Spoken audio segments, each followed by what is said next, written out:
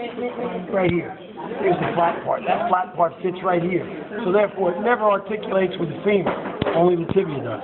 Goes all the way straight down here. This is the tibio-fibular notch where the fibula makes its way through. So when you bring your hands down, you're going to hit the inside medial malleolus, lateral malleolus.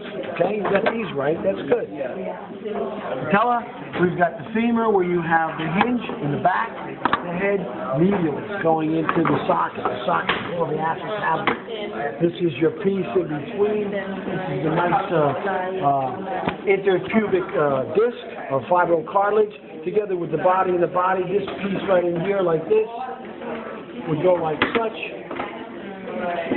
All right?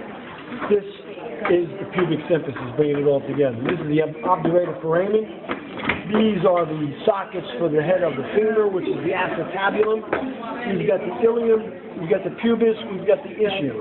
Okay? This is the sacroiliac. And the sacrum, iliac, sacroiliac joint. So the sacrum is 5 fused into 1, coccyx 4 fused into 1. This is more pointed this way, so this is going to make this into a male. Okay? These are good. You got the hands with the thumbs on the lateral sides, which is good. That means you have an antler on the medial aspect, which is good. The radius is on the radial side, so that radiates on the capitulum. This is a discoidal end, or like a discus, and this rotates this way. That gives you the ability to move your hand to a prone position, supine to prone. All the stays, radius radiates over like that. Okay? You've got the head going into the missing scapula, which you got the one here, which is not bad, which means the hinge is in the back, the head's medial, the head's a medial. This is the scapula. Let me get a volunteer, if you don't mind.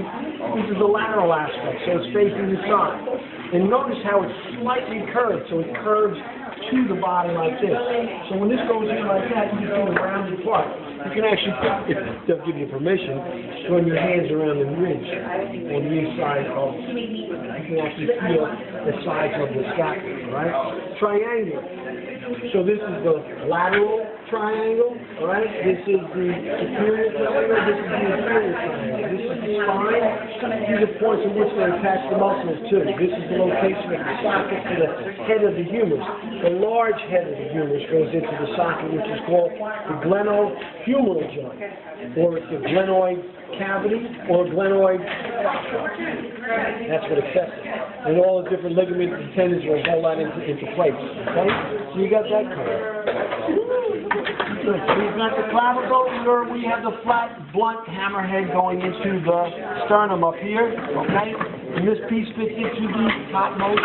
See the facet here, and the facet here, that goes into the topmost part of the shoulder, which is called the acromion. Right? That's good. The hyoid bone stems from the ligaments and muscles from the styloid process. These over here. This is the foramen magnum. These are the lateral occipital condyles. They fit right on top of the atlas, which is right here. So that gives you the ability of the head to go, yes, back and forth. So this is my speech, okay? Very good. You have that in the right position, anterior, right? Because you have a spinous process set. Here it is here, too. Hyoid, like that.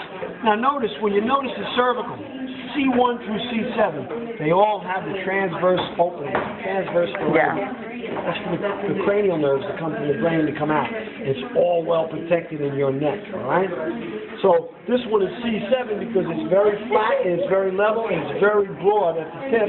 That gives you that vertebral prominence, C7. These thoracic, notice the spinous process is going down, and the body's a little bit shorter, a little bit smaller.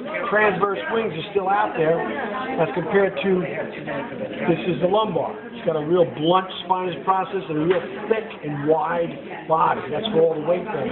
So you got this one, you got this one, so you got lumbar, thoracic, and then you have all of these, all 7 of these have these transverse openings for the cranial nerves. So you got all that, okay?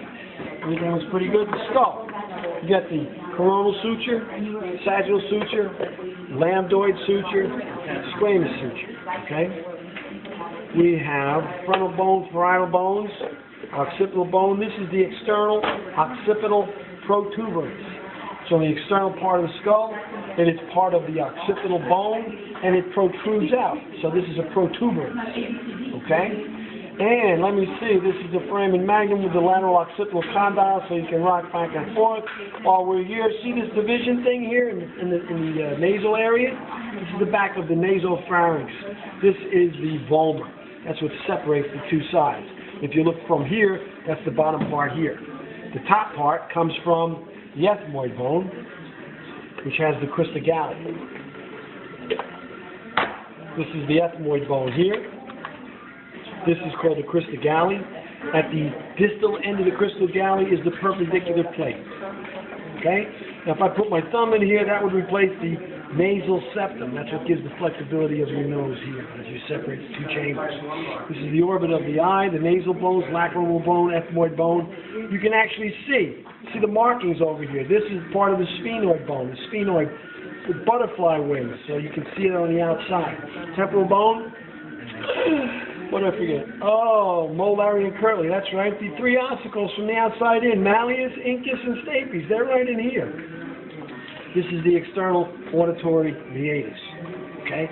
So the external side is dealing with the hearing, so that's auditory, and it's a canal or a passageway, which is a meatus. The maxilla, two bones, one on the right, one on the left. The mandible, one freely moving bone. This is one bone here, the mandible on the bottom. It makes its way up here in the mastoid region with this condylar process. And this is the coronoid process in here. This is what gives its rotation or its movement. Did these, did that, did this, higher?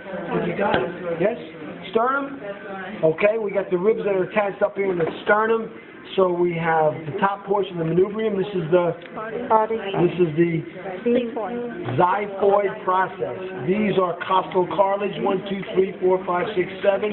They all directly articulate. You can see them. 1, 2, 3, 4, 5, 6, 7. Right in here. Here's 8, 9, and 10. Here's 8, 9, and 10, and they move into here. Okay. 11 and 12 are the floaters. Good. Yes. How do we know? Which rib is which, or do you not care? As long as you know you get 24 ribs, that's all I care about. You don't have to worry about it.